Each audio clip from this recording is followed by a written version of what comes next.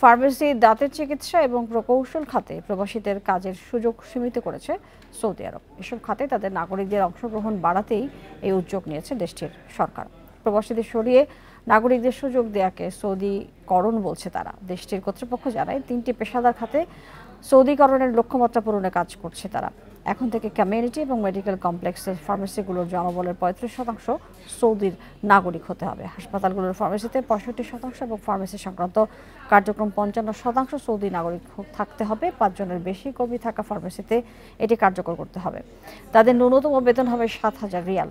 আর দন্ত চিকিৎসা খাতে 45% সৌদি নাগরিক থাকতে হবে। তাদের ন্যূনতম বেতন হবে 9,000 রিয়াল। এছাড়া 5 জনের বেশি কর্মী থাকা কারিগরি প্রকৌশল প্রতিষ্ঠানে 30% সৌদির নাগরিক থাকতে হবে। তাদের ন্যূনতম বেতন হবে 5,000 রিয়াল।